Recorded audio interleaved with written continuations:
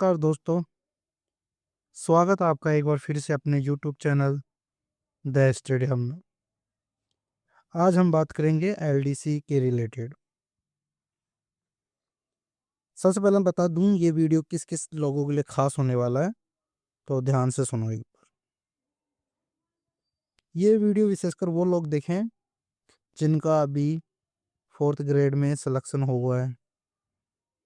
दूसरा, जो ये सोच रहे हैं कि हाँ मुझे एलडीसी की तैयारी करनी है, बट अभी समझ में नहीं आ रहा कैसे कहाँ से करना है। तीसरा, वो लोग देखें जो जिनका थोड़ा बहुत मैथ रीजनिंग ठीक है, वो सोच रहे हैं कि आगे कैसे क्या प्रिपरेशन करना है। 4 मंथ का है। अगर आप भी एलडीसी की तैयारी शुरू कर रहे हैं, आप सब लोग जो भी, और आपको समझ में नहीं आ रहा कैसे एलडीसी पास करना है,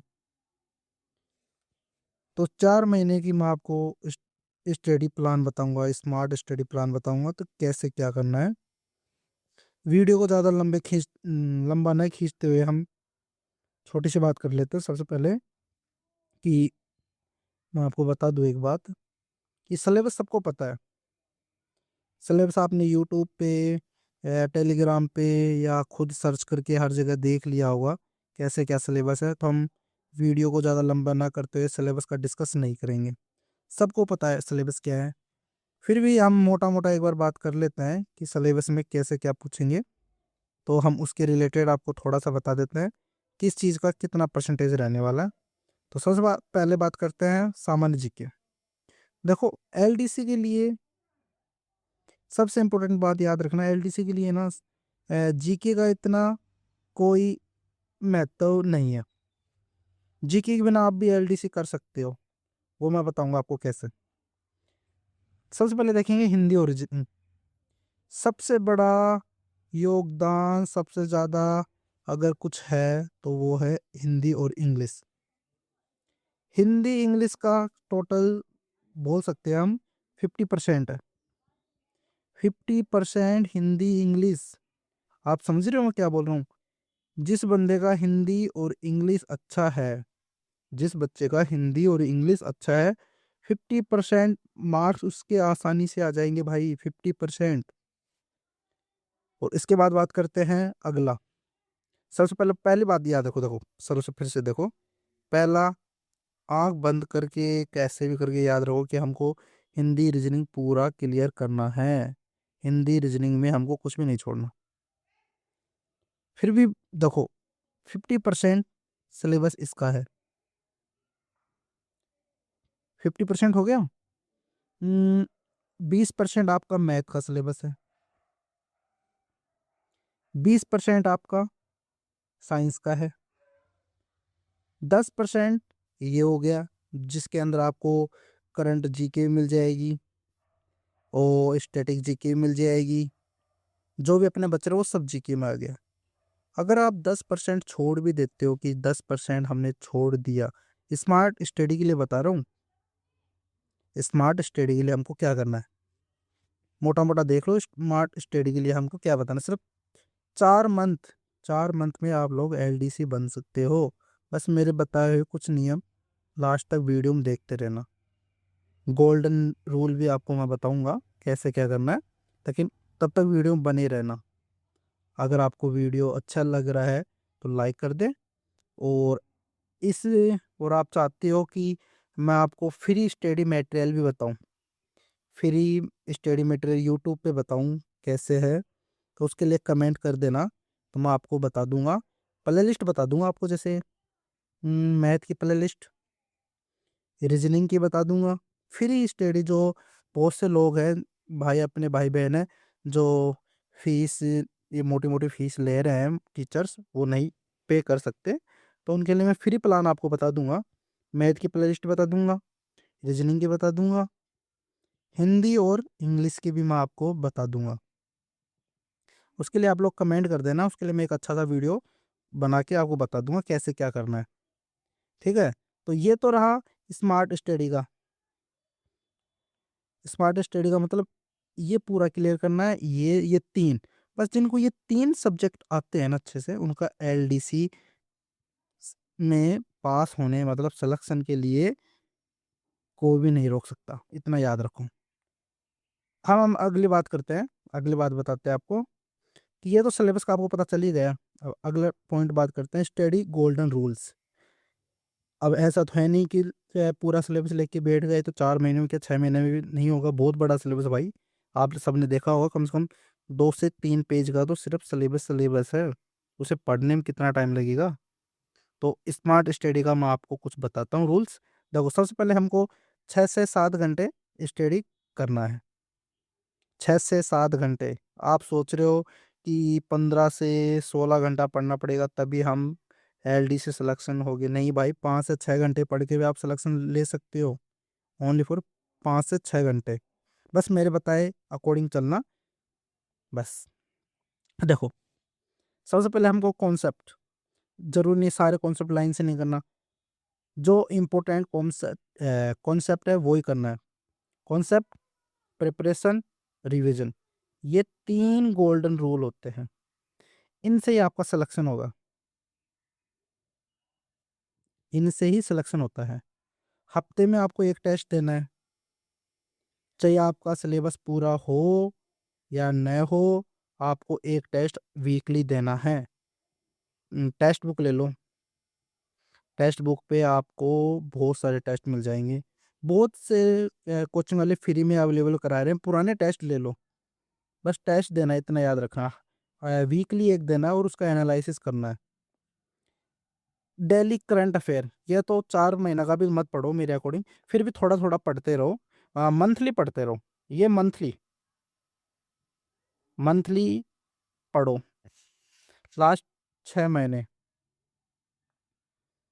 स्मार्ट स्टडी के लिए 6 महीने, और वैसे सोच रहे नहीं मेरे को तो सब कुछ करना है तो आप 1 साल का पढ़ो, बट ज़्यादातर 6 महीने का काफ़ी होता है, 6 महीने का सफिशेंस है, इतना देख लो काफ़ी है।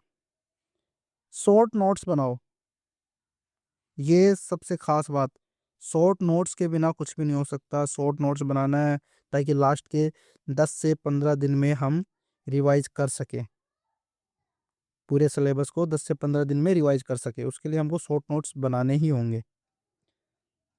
अगला फर्स्ट मंथ, अब देखते हैं 4 महीने में कैसे क्या पढ़ना है। 4 मंथ ध्यान से देखो, 4 मंथ में हमको मैथ के ये टॉपिक,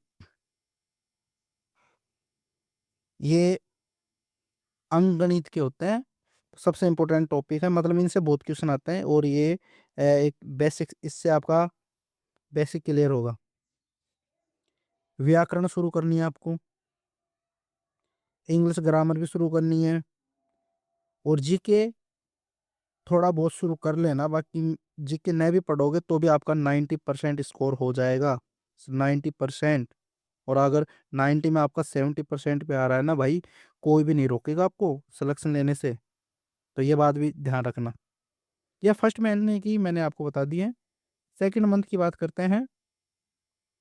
सेकंड मंथ का है वही मैथ का, लाभ हानि समय कार्य, हिंदी में संधि समास, इनसे क्वेश्चन आते हैं, 6 से 7 क्वेश्चन आ जाएंगे। अगर आपको वीडियो चाहिए कि कौन से टॉपिक से कितने क्वेश्चन आते हैं तो आप कमेंट कर देना, मैं उसके लिए भी एक वीडियो बना दूंगा। इंग्लिश का बेसिक तैयार करना है, हिंदी और इंग्लिश तो छोड़ना नहीं है भाई, और प्लस में साइंस, इनको को तो निचोड़ के पी जाना 4 महीने में। वीकली मॉक टेस्ट, ये तो करना ही है। ये सेकंड मंथ हो गया अपना।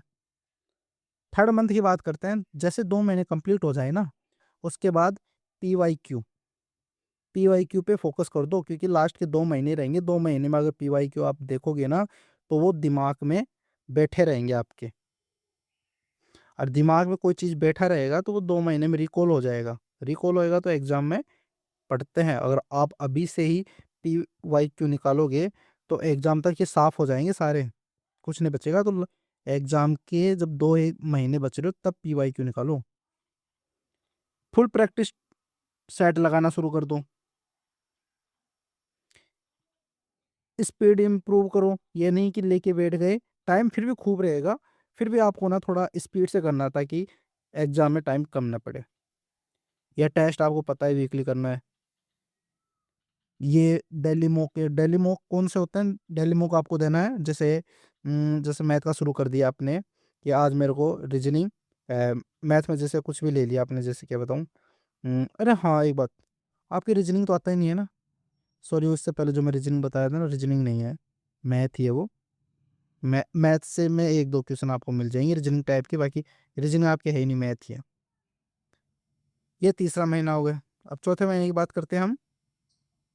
चौथा महीना पूरा सिलेबस, लास्ट का एक मंथ कुछ भी न्यू नहीं पढ़ना है। एग्जाम से एक महीना बचे तो आपको कुछ भी न्यू नहीं पढ़ना, सिलेबस रिवाइज करना, जितना पढ़ा उसको ही रिवाइज करना है। एक दिन छोड़कर एक दिन टेस्ट लगाना शुरू कर देना, रोज एक दिन छोड़कर एक दिन टेस्ट लगाओ। एक दिन टेस्ट लगाओ, उसका एक दिन छोड़ो ना, उस दिन उसका एनालिसिस कर लो, जो क्वेश्चन नहीं आए उनको लिख लो, शॉर्ट नोट्स बना लो, जो गलतियां किया है उनको लिखो, उनके नोट्स बनाओ। और वो ये शॉर्ट नोट्स की बात आ गई, एक्यूरेसी पे ध्यान दो।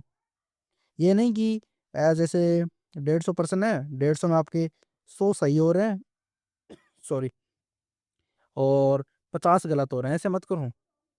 90 सही हो रहे हैं, 20 गलत हो रहे हैं, ऐसे कर लो, ये अच्छा है। ये 100 सही हो रहे हैं, एक्यूरेसी पे ध्यान दो भाई, कम से कम गलत करो, सही कम हो रहे हैं चलेगा, बट गलत कम करो। ये अपने चौथा मंथ का प्लान हो गया। अब डेली स्टडी कैसे करना है? आप कोई सोच रहा होगा यार कैसे डेली करना है, तो देखो याद रखो कि हमको ना, मैथ तो रोज मैथ को 2 घंटे देना है भाई, 2 घंटे।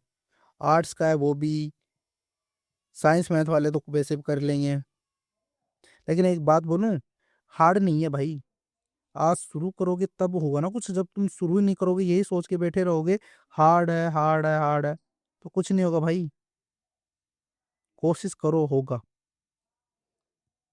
जीके आपके कंप्यूटर नहीं है, जीके को 2 घंटा दो, शाम को रीजनिंग और भाषा को दे दो, रात को रिवाइज करो कि आज पूरे दिन हमने क्या पढ़ा, तो टोटल 7 घंटे।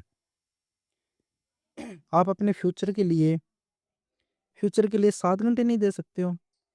पूरी लाइफ का सवाल है, 60 साल, 60 ईयर बैठ के जिंदगी जियोगे? यूडीसी, एएसओ, डबल डब्ल्यूएसओ, ऐसा प्रमोशन होते रहेंगे भाई। एलडीसी कोई छोटी जॉब नहीं है, बहुत अच्छी जॉब है। अ, जिंदगी भर तक सीट पर बैठ कर ही काम करना आपको। अब कुछ इंपॉर्टेंट टिप्स बता देता हूँ। कम किताब पढ़नी है, ये नहीं कि उस दोस्त के नोट्स भी ले लिए, कलाम के नोट्स ले लिए, उत्कर्ष के ले लिए, माइंड मैप के ले लिए, जितने भी कोचिंग है सबके नोट्स नहीं लेने। किसी एक टीचर को फॉलो करो, कोई भी टीचर, 19-20 होते हैं सिर्फ, ये नहीं कि एक टीचर 20 है तो दूसरा 5, ऐसा नहीं होगा, 19-20 होते हैं, सब अपने अकॉर्डिंग सही पढ़ाते हैं भाई। 100 में से 100 नंबर लाना नहीं है, ऐसा भी नहीं है 100 आएंगे तो ही सिलेक्शन होगा, 100 में से 80 आएगा तो भी सिलेक्शन होगा। 80 मतलब 80%। डेली प्रैक्टिस करनी है, मॉक टेस्ट देना है, और पॉजिटिव, ये सबसे इम्पोर्टेंट है। कोई टॉपिक नहीं आ रहा है मैथ को, विशेषकर मैथ वाले बच्चे देखो, मैथ वाले तो कर ही लेंगे, आर्ट्स वाले कि मैथ समझ में नहीं आ रहा, तो ऐसा नहीं कि मेरे से नहीं होगा भाई, कोशिश करो। एक बार नहीं 2 बार वीडियो देखो, 2 बार नहीं 3 बार देखो, 4 बार देखो, होगा भाई, होगा, आराम से होगा। बस पॉजिटिव रखना है कि हाँ मेरा नहीं तो किसी का नहीं होगा, ऐसा सोच के जरूर कि मेरा नहीं हुआ तो किसी का नहीं होगा। तो आज के लिए बस इतना ही है। अगर आप लोग एलडीसी के रिलेटेड कुछ और भी अच्छा अपडेट चाहते हो तो सब्सक्राइब कर लो, चैनल पे नए हो तो लाइक शेयर सब्सक्राइब कर लो। अपना ही चैनल है, आप लोगों का ही चैनल है अभी। और एक बात और आपको मैं बता दूं, अगर आप चाहते हो कि एलडीसी अपने इसी चैनल से मैं बता दूं कि कौन सा टीचर कहाँ कौन सा बेस्ट रहेगा, तो इस चैनल को सब्सक्राइब कर लो। अपने यहाँ एलडीसी के रिलेटेड अच्छी न्यूज़ डालते रहेंगे, कौन सा कब क्या डिटेल है सब बताएंगे। ठीक है, तब तक के लिए धन्यवाद। Thank you for watching, subscribe कर लेना। Thank you.